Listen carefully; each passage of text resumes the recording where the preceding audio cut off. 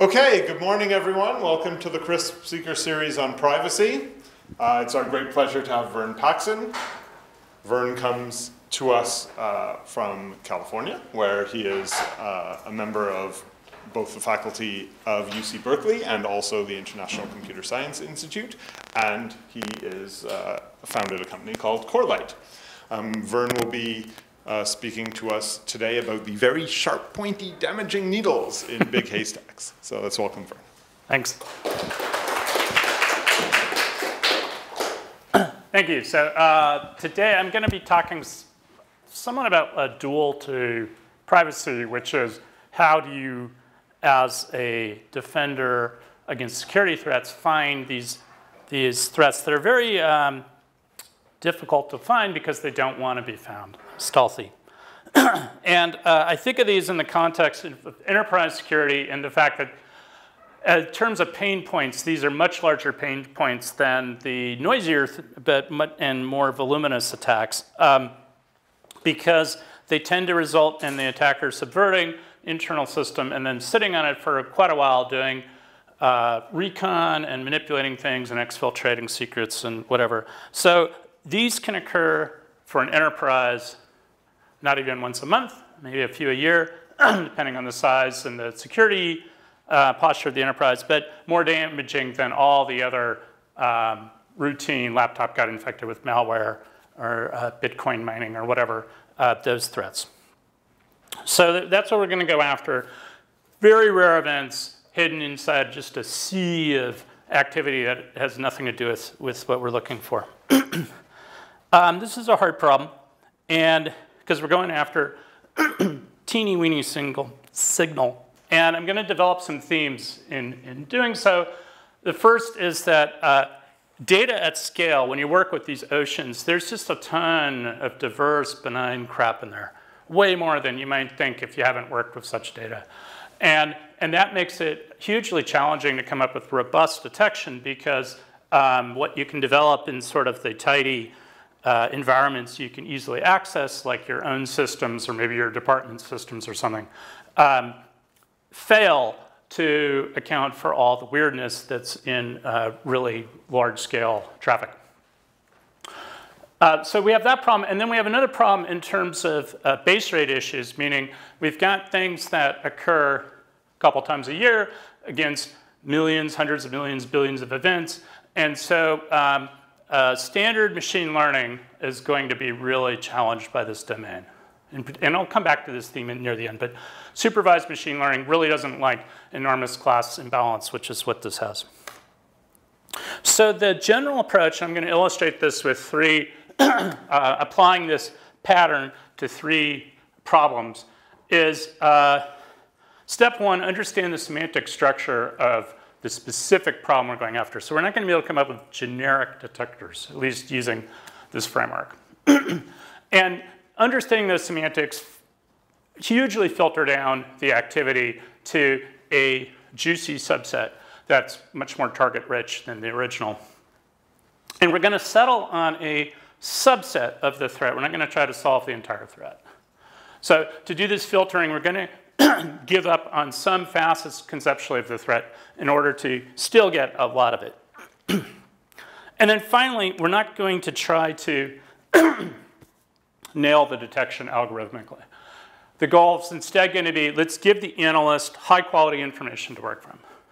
And then a human is going to assess, typically. So this is a pattern that we'll pursue for three types of problems, and fairly successfully. And then at the end, I'll discuss briefly, very briefly, sort of implications, thinking about privacy systems.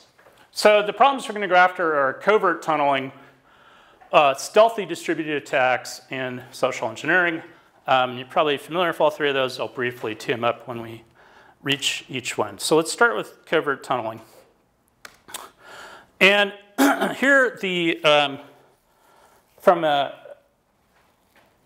defender point of view, the threat is an attacker has already compromised an internal system and wants to communicate with it. The attacker is external to the site, and the site is well locked down, so they can't simply SSH into it, and they can't exfiltrate information from the system just by HTTPS. And so the attacker is going to try to sneak their information out. Clearly, this has analogs with anonymity and privacy systems that also want to sneak information by some monitor. And to do this, one way to do it is to take cover traffic that is seemingly benign and ideally ubiquitous and embed the communication in that. So a particularly attractive one, there's several protocols here, is DNS, because it's just incredibly benign for some system to do a DNS lookup or even a whole set of DNS lookups. And while those may not go directly out of the site, they will eventually, their effects will go out of the site. For example, let's just focus on the top one. They're very analogous situations. So here we have a site that has a lot of firewalling that prohibits direct transfer protocols. But if a client makes a DNS request, it'll go to this one of the site's resolvers, central servers, which itself will then, if it doesn't have the answer in its cache, make a request to an external system to look up the name.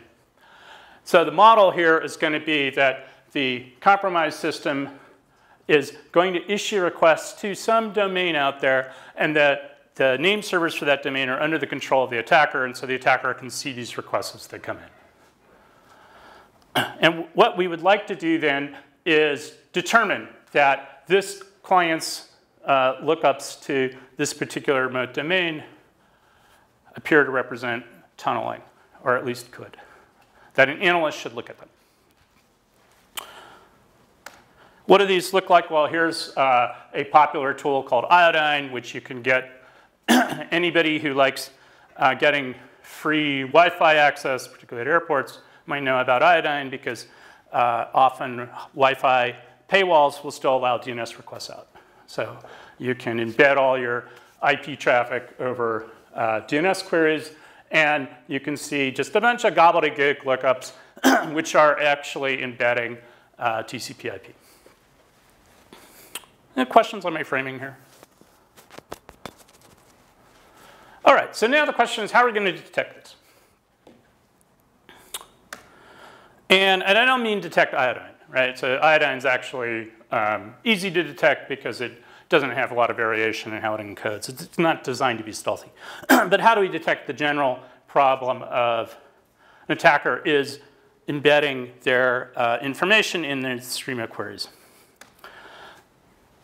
We might first think, well, OK, the names are going to look funny. And like I was saying about iodine, this is not robust.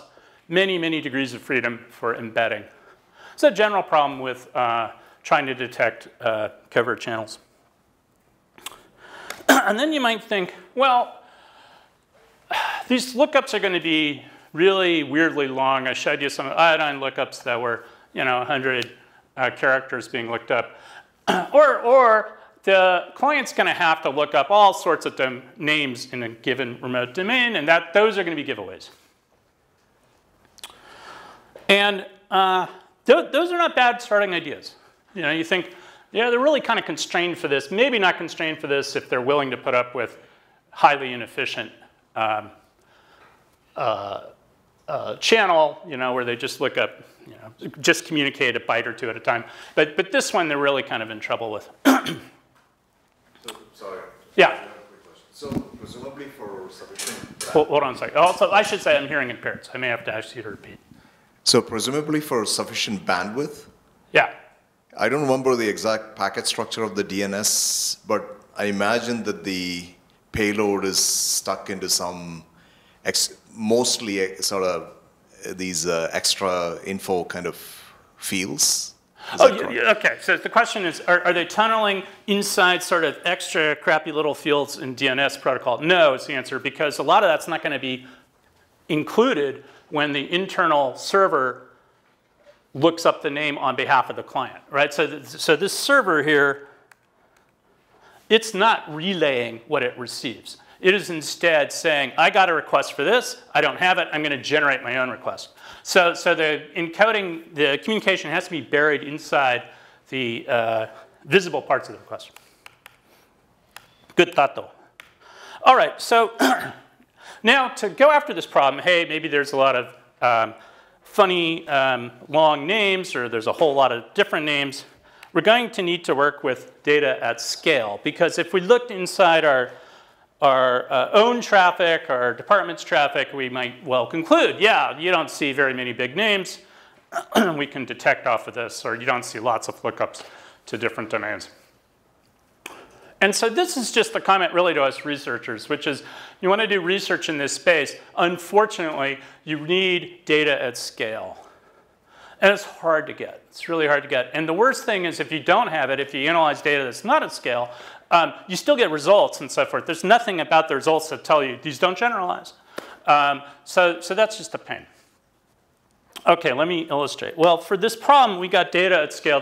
This was work done jointly with IBM Research.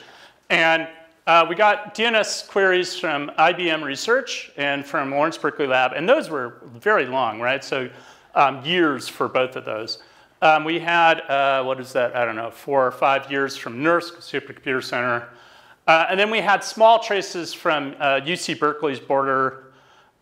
China is an aggregate site in the Chinese Research Education Network. And SIE is this enormous, it's now Farsight, I think, enormous collection of passive DNS from various contributors, but at the time, heavily dominated by one US ISP.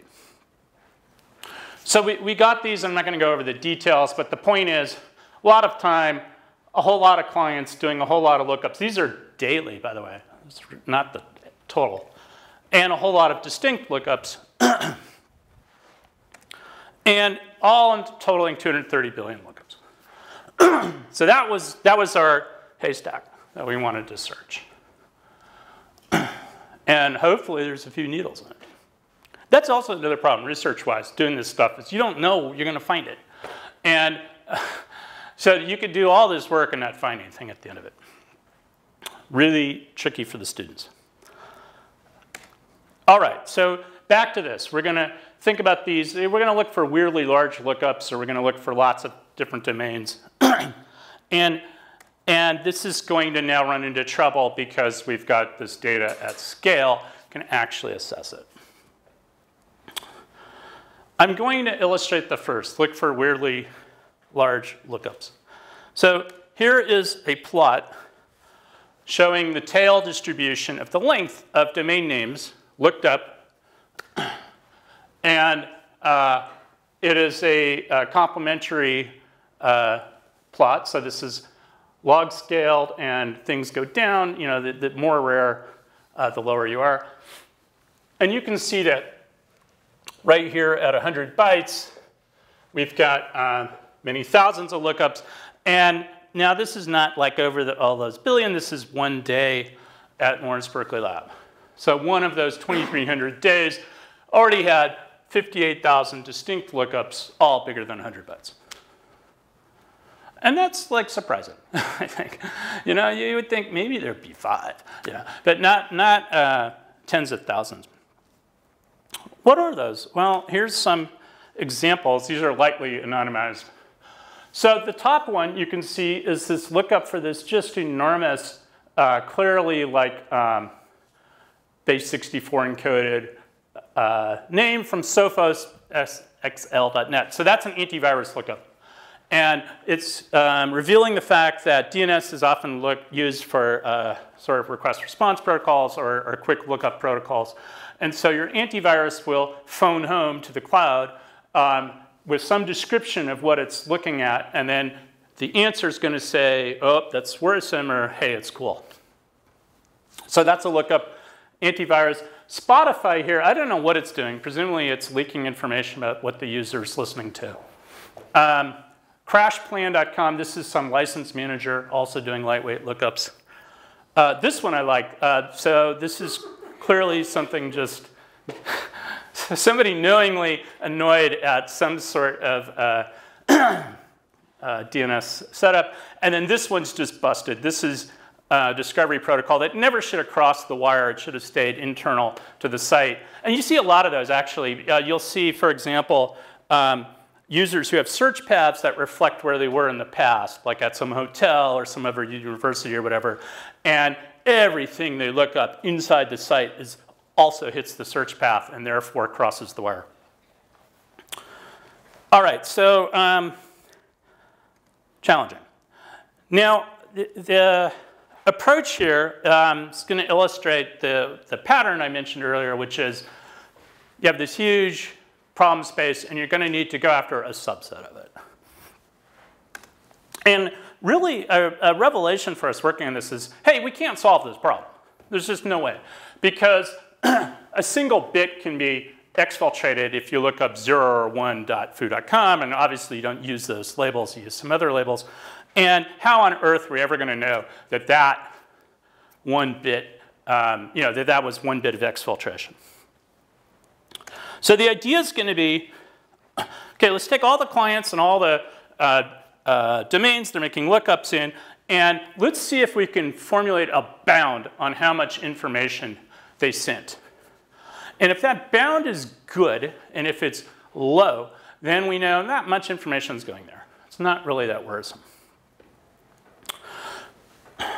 So that's the strategy.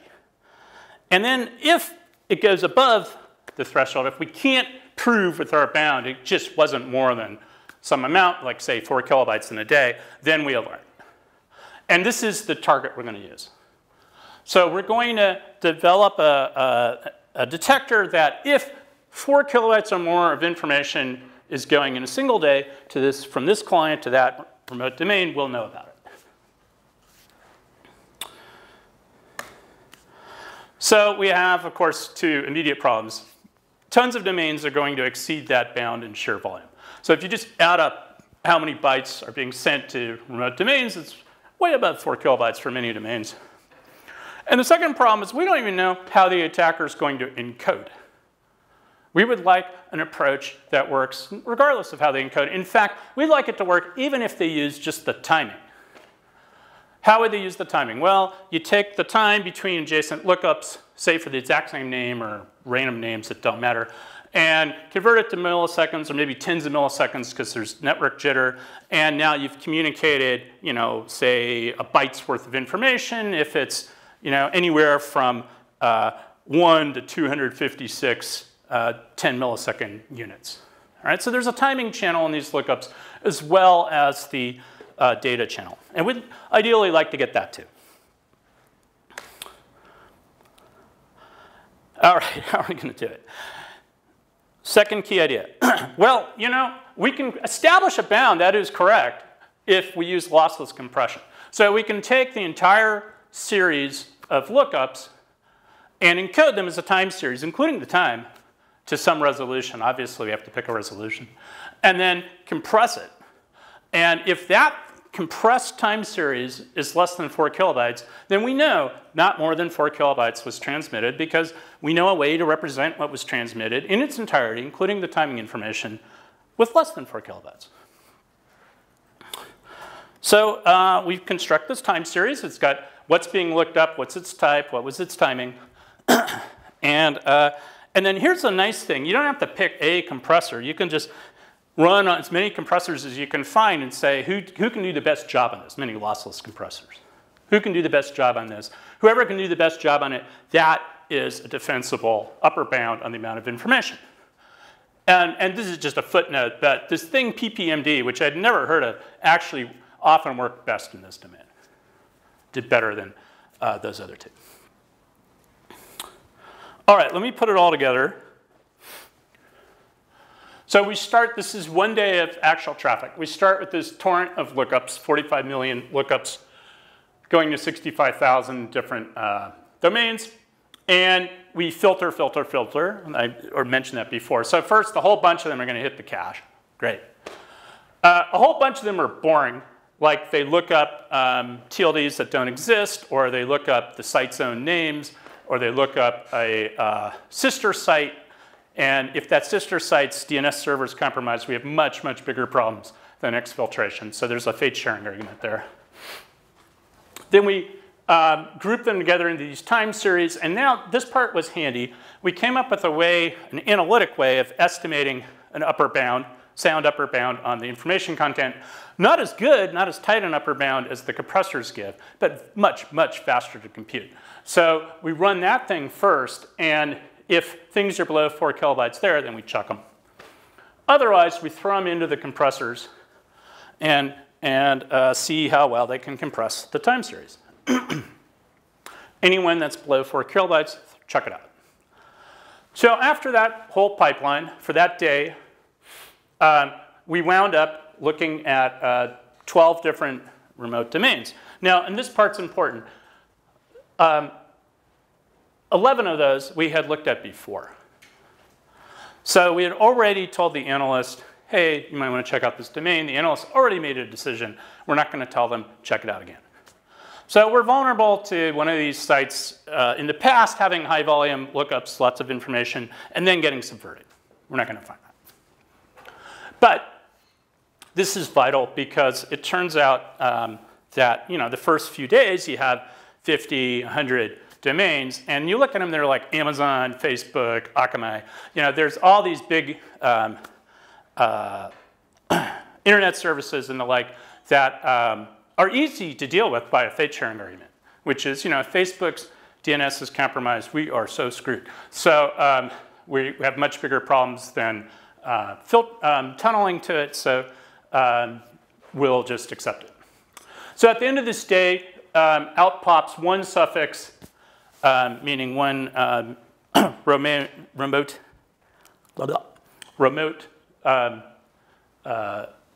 domain where there are 4,000 queries were sent, and that's the thing the analyst looks at. So that's the workflow. Each day, run all this automation. At the end of it, out pops a small number of things for the analyst to actually worry about. Questions on that? OK, and then we run it over those 230 billion lookups, and we find 59 tunnels that we're able to confirm. Now, these are basically benign. These are people like, stealing internet service at airports, sort of stuff that I mentioned before. And we actually didn't expect to find malicious ones because these environments we looked at, UC Berkeley, IBM Research, so forth, they're not all that tied down. So an attacker could just directly exfiltrate. There's no need for them to use sophisticated approaches like this. The other key thing is that it's just not much bugging of the analyst. So at the end of the day, using that entire pipeline, the analysts at IBM and at LBL get bugged once or twice a week. So that's fine. They're happy with that level of bugging. And in fact, I'll return to just how much bugging are they happy with in a bit. All right, so that's the first example of this pattern. And we've got two more. And this would be a good time for questions if there's any on this. Yes? So if DNS is not plain text, what happens? If DNS is not plain text, what happens? Like if it's, so there's, I don't even know if this is a thing, but like encrypted DNS or something like that? Encrypted DNS, yeah. So what that'll do is it'll be harder to compress it. We will still know to what domains was being looked up because it's got to be routed. We have to know that to route the query. And because it's encrypted, it will be uncompressible, and so its information content estimate will go up. So those will actually tend to bubble up in our analysis, and at least somebody will look at it. Now, they might look at it and say, well, darned if I know what this is because it's encrypted, and what do I think about that domain, and make some decision based on that. And that's essentially what they do anyway. If they can't make an immediate decision on the domain, they'll look at surrounding context and maybe talk to the user. It's that sort of thing. Yeah. Anything else? Yeah? What exactly does the fast... What exactly does the fast entropy filter do, and why do you need that in the pipeline? I couldn't hear that. Sorry, what exactly does the fast entropy filter do? Oh, yeah. Sorry, I know I'm going myself pretty quickly over this. This is an analytic expression of that gives a bound on how much information there could be in these lookups. Like, you add up all the labels, the links to the labels, and you get a certain amount. That's part of the analytic expression. So it's an easy to compute analytic expression. It is correct. It is not as aggressive a bound as running the compressors. So it might say, hey, there's 8 kilobytes, and the compressors say, no, there's about 500 bytes. But if it says, hey, there's 4 kilobytes or less, then we could just throw it out right there. Yeah. So it's a speed hack. Okay, let me get to the next problem in this needles and haystacks. Detecting stealthy distributed attacks. So this is a problem that's interested me pretty much ever since I got working on detection in the late 90s, which is you will often have a detector that is based on a threshold. Hey, if I see more than n foos, then I'm unhappy. And you worry about an attacker's ability to spread out their action such that point-wise, there aren't very many foos. But in aggregate, there are a lot. And that's a really hard problem because you don't know they're doing this, and you don't know which subset of all the activity to try to compute that over. So this is the problem we went after in a particular context, which is SSH Bruteforcing. If you run a large site and it allows password SSH, which is a bad idea, but people face this problem in reality, then you are incessantly being attacked by external SSH clients that are just doing dictionary attacks against your username and password pairs. In fact, this will happen even if you're not a large site. If you have any public-facing SSH server, it is receiving these, probably as we speak. So there's just this ongoing torrent of such attacks. They're very boring, But if the attacker ever gets lucky and figures out a username password pair that works, now you're screwed because you've got an SSH session and you can't monitor it. And you're running a server because you expect people to log into it, and this one succeeded, and now the attacker can happily access the system. Just keep in mind that they might try a single user with a lot of passwords, many users with one password, many users, many passwords, and they might do it all on one system, or they might spread it across all your servers. So there's lots of ways that they can divide this up. It's going to take them thousands of attempts unless you have really stupid password policies. And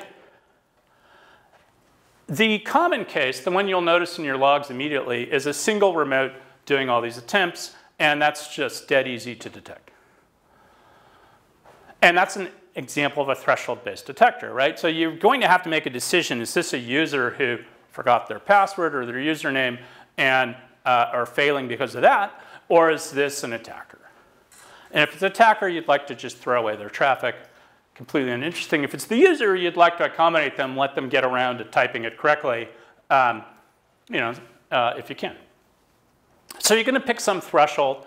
And actually, our research shows 20 is perfectly fine threshold to use there. And once there's that many failed attempts or more from this remote, throw them away. They're virtually for certain not a user. Or if they are, they're a user who totally is not they're never going to remember their password. So you might as well throw them away and let them call the help desk. So that problem's easy. The hard version is the attacker employs thousands or tens of thousands of systems and spreads those attempts across all these systems. So any given system makes just a few attempts, well below whatever threshold we're using. So that's what we'd like to detect, that's going on.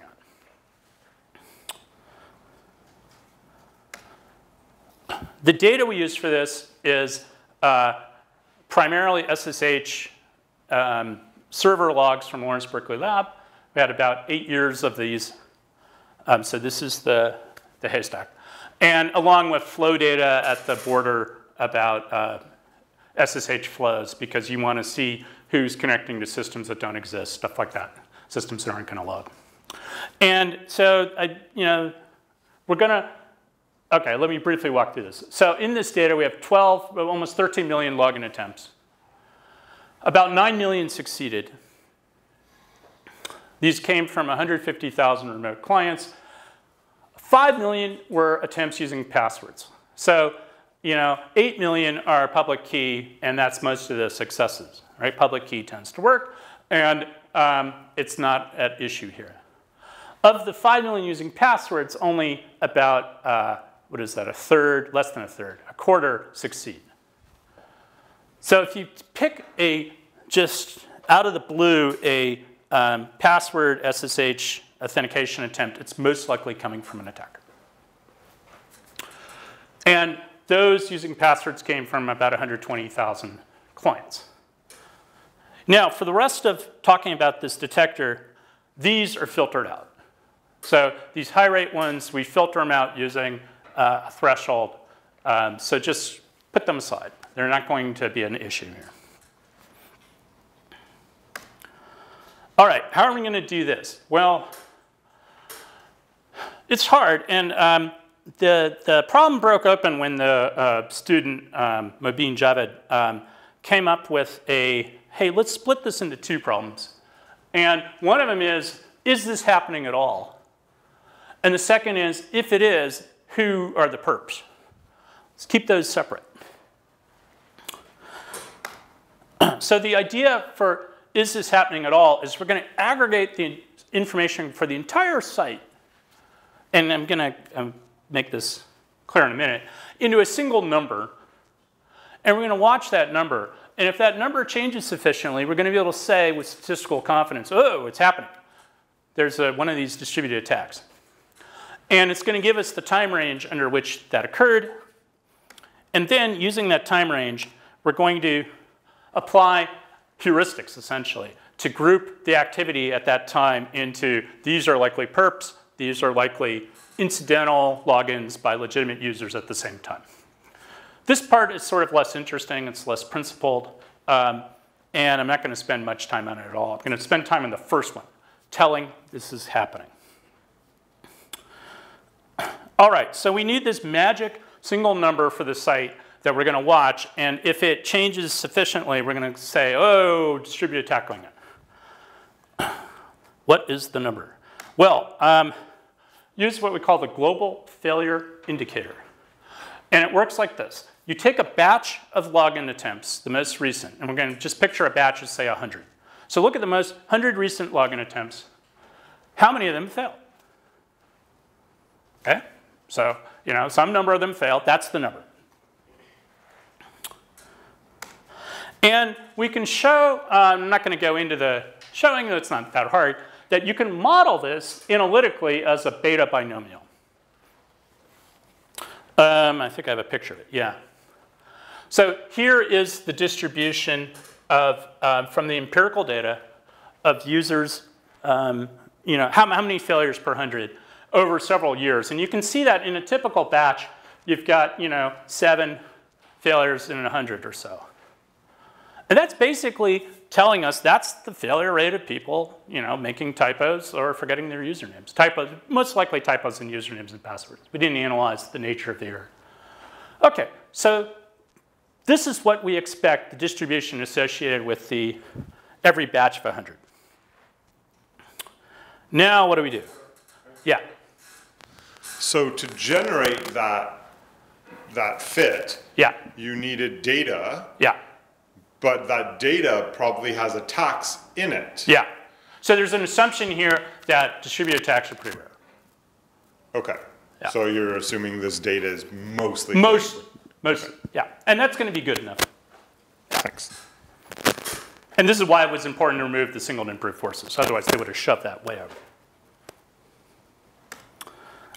Okay. So we're going to use change point detection to watch that variable and see if it has a statistically significant shift in its mean. And the way this works, this is kind of cool. It's quite simple. I mean, it looks a little like complicated notation, but let me walk through it. So we're going to have a counter, a cumulative in C here, and we start at 0, and then we update it each time with the results from the latest batch. So first off, if we just added in the latest batch and subtract off the mean from those beta binomials, then this part would be a random walk.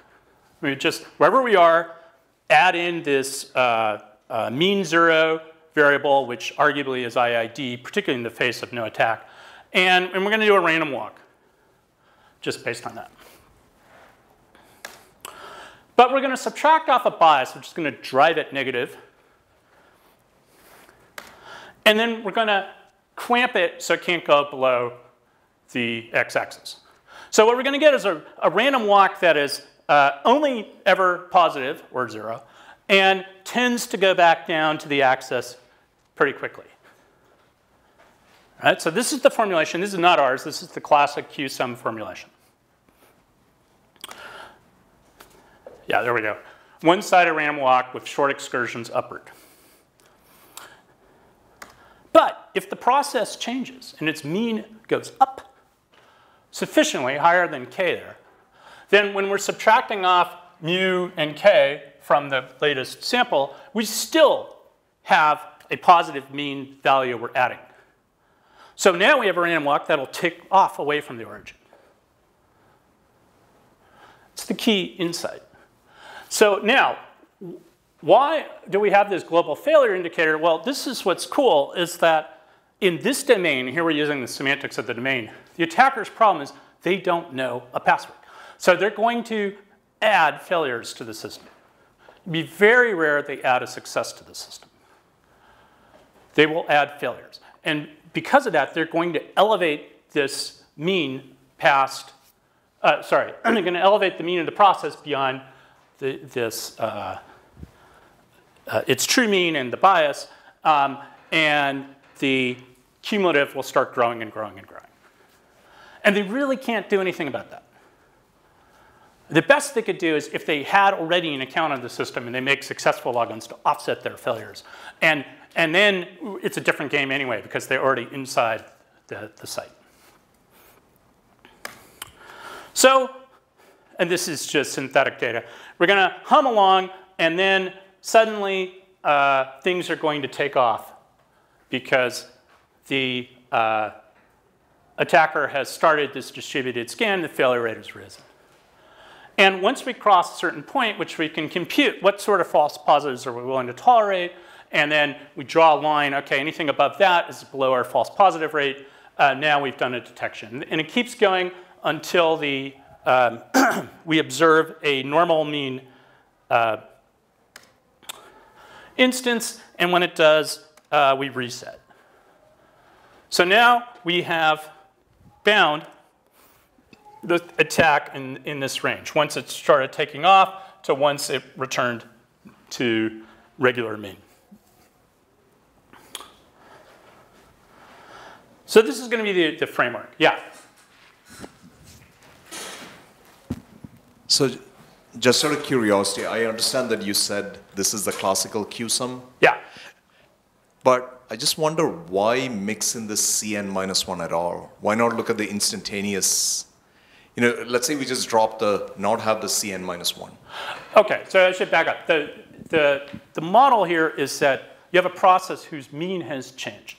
And so you're not trying to make a pointwise decision. This value is unlikely given the mean of the process. You're trying to make a decision, the process's mean has changed. So this is only going to find series of login batches with high failure rate. It won't find a single one. And finding a single one is hard because if you remember that beta binomial had the tail that went way out there, it's not that, you do see these instances with a lot of failures. So that would be a different way of detecting the problem. Here, what's nice about this is that just a small addition of distributed brute forcing will raise that average. Rather than if there's a large addition of it, then it's arguably an easier detection problem. You have lots of systems that are failing a bunch. All right, so we run this. We find 99 attacks over the 8 years. 9 of them are false positives. And we determine that because we look at the systems that are participating according to our classifier that figures out who are the perps. And there are systems that in the past have successfully logged into the site. as that user, and therefore, clearly represent the user just failing. And this number 9 is nice because we went for at most 2 false positives a year, and we got only 1 essentially. The classifier, find the perps, I'm not going to go into that in detail, I don't have time, but it found 9,300 hosts in these 90 actual attacks. 37 of them were wrong. Most of them are right. I'm not going to go into that. I'm going to finish this part looking at this plot, which is what are those hosts? So each point on here is a host, and they're numbered starting chronologically when they first showed up. So the one's right down here. And this is looking at about 8,000 distinct hosts. And what's interesting, just in terms of big picture threats, is the reuse of infrastructure. So the same hosts will be repeatedly used, sometimes a year apart or so, in these attacks, suggesting long-lived botnets or attackers who have dedicated infrastructure for such attacks.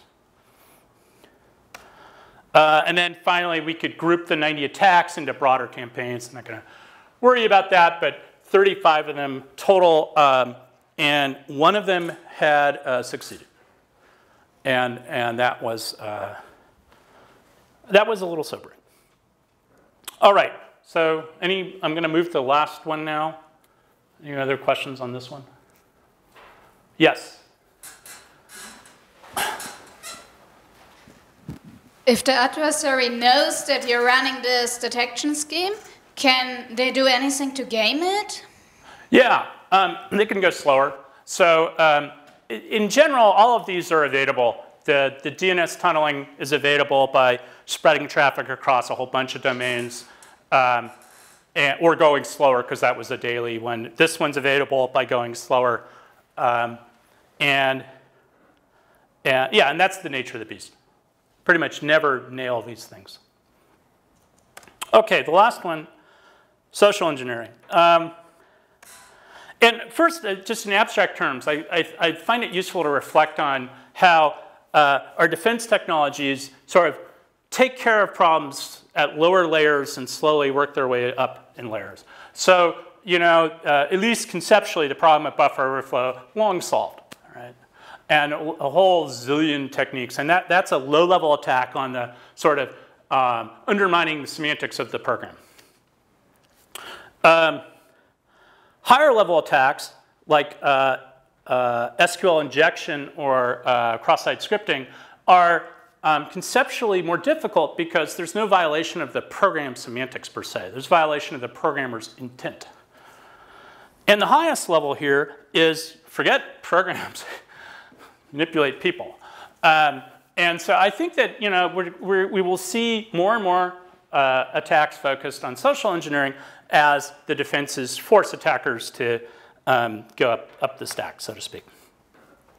I'm going to specifically talk about spearphishing. So emails or messages in general, we're going to look at emails, that are sent with localized context. And that context is meant to give them an imprimatur, a false imprimatur of legitimacy. And then they're going to exhort the user to do some compromising action. So for this, the Haystack was emailed, anonymized, from Lawrence Berkeley National Lab. And we had all of the SMTP header information that we wanted, again, anonymized, basically consistent keyed hashing with the keys kept at LVL. URLs and emails, network traffic logs, LDAP logs. Now, why do we want the URLs and the emails and the network traffic logs? Because the thing we're going to look for is clicks on URLs that had previously appeared in emails. LDAP is going to, I'll bring that out in a minute. So we have a base rate problem. We have 372 million emails over 4 years. And if we have this very nice sounding 99.9% accuracy for a detector, then we've got 1/3 alerts over that time. Very, very, very little labeled data. So the lab keeps an incident database. They're quite good at keeping up to date, even stuff discovered post facto. They'll do a root cause analysis and the like. And there were under 10 successful spearphishing attacks over this time. So we're looking for on the order of 10 things in that much time.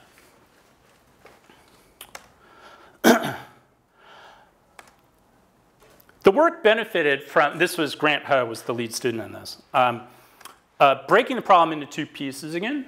First, to realize that spearphishing attacks, well, they have two stages. One is a lure, a thing that will convince the user to take some action. And the second is an exploit, the thing that happens when that action occurs. In this work, we're going after revealing credentials. This was the pain point in the lab spearphishing experience. They had 0 malicious attachments that succeeded in spearphishing. This is sort of the classic thing you think about is, hey, you spearphish, you send the office, malware, whatever. That doesn't happen there. And in part, it's not going to happen well because they run well-patched systems. They've had wiring money to corporate partner sort of stuff. In fact, this is great. Right after Corelight announced its first funding round, it took, I think it was under 72 hours to get the first spearphish saying from the CEO with the correct address and so forth to our financial person, hey, I need you to move $32,000, close this deal, blah, blah, blah, blah, blah, blah.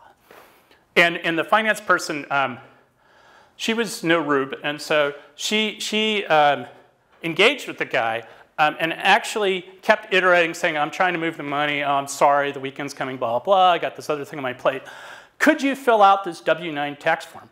And by golly, the guy fills out the tax form, including a taxpayer ID number, which she eventually tracked down and was not, the perp, it was just stolen. But anyway, I digress. In this talk, we're going after revealing credentials. This is the lab's pain point, and well, I'll show you one of those. All right, this is one I dug out of my email. This was not at the lab, but at UC Berkeley, but it's same idea. This is an email I got. Error bearers UID 10 blah, blah, blah will be blocked per SNS notice. To avoid being blocked, go to the link below and log in with your CalNet ID and password. Here's the link. Your account's going to be suspended, blah, blah, blah, blah, blah. Must be legit. It's got a PGP signature. I find this really ironic that our PGP is such a failure that its main use is for attackers to get legitimacy. Okay, so you look at that and you think, well, other than the fact it's HTTP, thank God today it's HTTPS, but at the time it was HTTP. Yeah, okay, auth.berkeley.edu. Well, of course, that's just the presentation, right? And so even though it came from the right email address, someone had done their homework. This, which you can't see until I think I blow it up in a sec. Yep. The actual link is not that. That's the presentation. The actual link goes to auth.berkeley.netne.net. And if you had clicked on that, you would have seen what looks like exactly the CalNet authentication page. And you enter your credentials, and now they've phished you. All right. So I'm going to describe, given limited time left, a subset of the problem we went after. We went after spearphishing of several types. I'm going to describe lateral spearphishing. In some ways, this is the hardest. This is the one where the attacker has already compromised an existing site account and is using it to send further spearphishes. And so we developed intuitions about features which are based, again, on the semantics of the domain, what the attacker is trying to do. And so the lateral is hard because you can't do anything on, gee, I don't know about that username paired with that address or so forth, or the reply to user, the message IDs, all of it is correct. But we thought, it's going to be suspicious, not necessarily wrong, if it was sent during an unusual login session. And what do I mean by that? Well, the lab outsources its email to Gmail, and Gmail will provide corporate Gmail users with telemetry on, oh, so-and-so authenticated via your LDAP server to Gmail at this time from this IP address. So we're able to associate with, and it's only rough association, unfortunately, but we're able to associate more or less with sent emails, the login session, including the IP address. And then features for the lure are going to be, all right, well, was this email sent in a session where the sender logged in from an IP address they haven't used before? Or how many logins had the sender made from the same city as that login IP?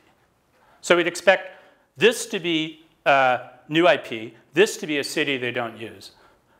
And how many other employees have logged in from that city? All right, we expect that to be low. And this is available, right? If the attacker goes to Berkeley, this is not going to work. All right. All right, so we're going to take our pool of candidate emails and we're going to winnow them down to recipient clicked on embedded URL. All right, so a URL seen previously in email. And we're going to analyze that URL's fully qualified domain, see whether it is unusual. How many previous visits has someone at the site made to that? How many days lapsed between that first visit and now? Is this a fresh thing or something old?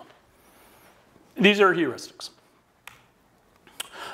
We've got a bunch of these features.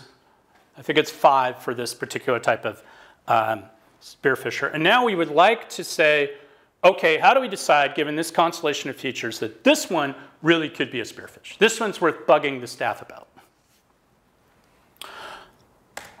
The classic approach is, well, you write some rules. You say, well, if it's 3 or fewer employees and it's 12 or more days, and you've got these concrete values you stick in for combining the features, and how are you going to choose those thresholds? How are you going to know they're general? Today's popular approach would be, well, supervised machine learning. And it's very powerful. But it's going to struggle with, hey, by the way, here's 10 attacks, and here's 300 things that are OK. Learn to tell the difference.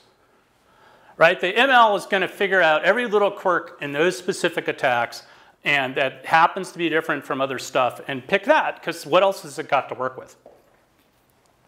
And you still have to worry about this base rate problem. Namely, it has to be incredibly accurate. In intrusion detection, a classic approach would be anomaly detection, unsupervised machine learning. Cluster stuff and look for things not in the clusters. There's a whole bunch of approaches here. These are going to have 3 problems that are going to be headaches. One is they're going to have parameters that we have to pick. The second is they're direction agnostic. So, for example, if a feature is how many logins did the current employee make from the city where there's a new IP address, and on average the answer is 5. Well, if in fact they made 100, that's completely benign. In this domain, it means, oh, they like that city. It's very plausible. And if they made 0, that's very suspect. So we care about one direction away from the center, but not the other.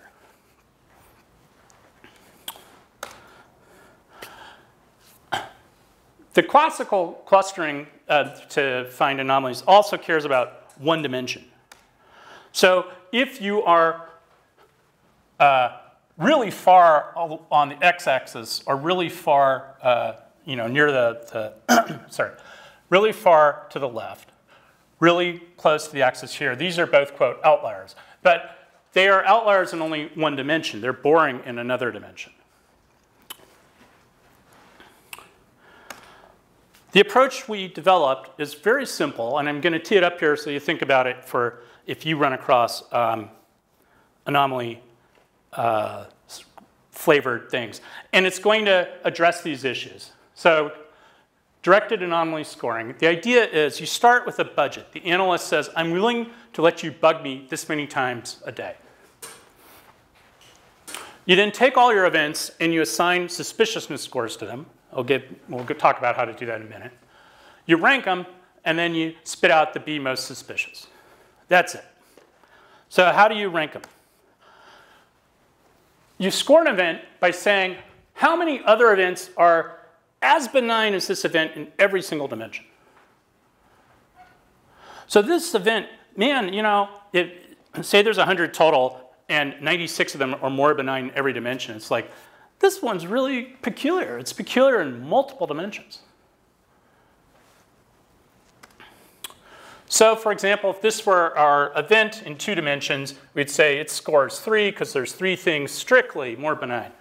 More benign, and they're suspicious down here. Basically, we want stuff at the origin or close to it.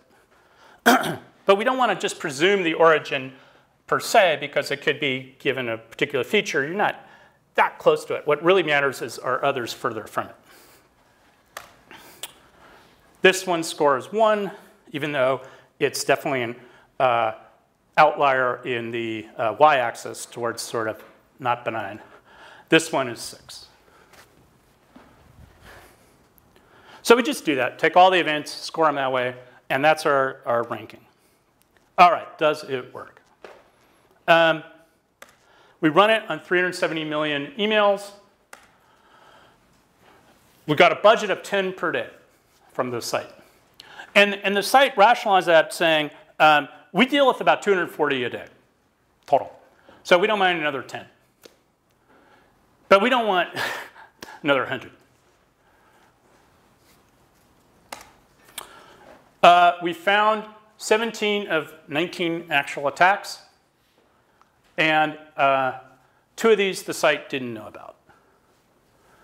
Now, some of these are attacks, meaning the user did indeed fall for it, clicked, saw the page, but they didn't enter their credential. And we didn't have visibility into whether or not they entered their credential. So we considered success being they were presented with a fake credential entry page. They went that far. If you take classical anomaly detection and you take different schemes and you try to find the best parameters for them, the best one we could find would find 4 of the 19 on that budget. If you gave them budget, the best one of 91 a day, then it would find them. So basically, this DAS, this directed anomaly scoring, gives us an order of magnitude over what we could achieve with the best classical anomaly detection.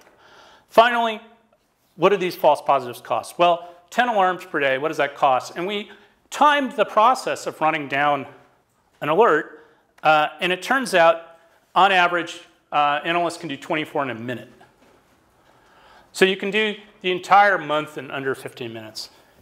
How could it possibly be so fast? Well, it's because the detections, we're not leveraging anything about content, and the analyst can.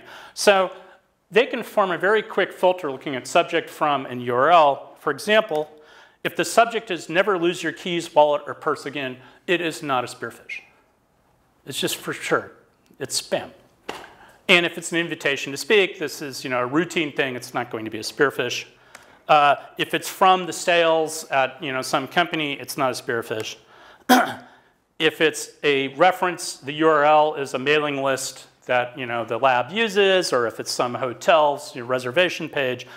Basically, very often the analyst can look at it and go, nope, nope, nope, nope, nope. And every now and then we'll say, maybe. And then it gets expensive. They have to pull up logs and context. OK, so I've talked about these. I will summarize. We've been looking for this little, yeah. Sorry, so presumably an analyst, when he or she looks at one of those, is not just looking for spearphishing. They are. These have been flagged. This could be spearphishing. Okay. So that's all they're looking at. Is this spearphishing or not?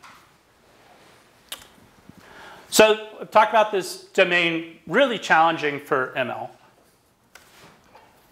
Challenging due to diversity. The viable strategies follow this pattern that really leverage the semantic structure, which I talked about in terms of lots of filtering, accept that you're only going to solve a subset of the problem, and try to give the analyst good information, not try to nail it. And in terms of privacy, this is something to chew on. Right? So these detectors, which if you're building a privacy system, you don't want its use detected.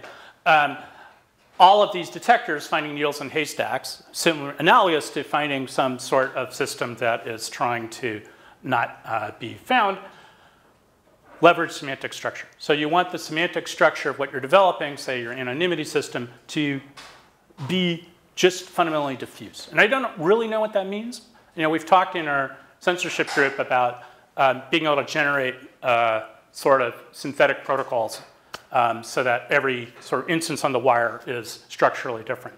So that's just a seed I wanted to plant. Okay, I'm done. We're out of time.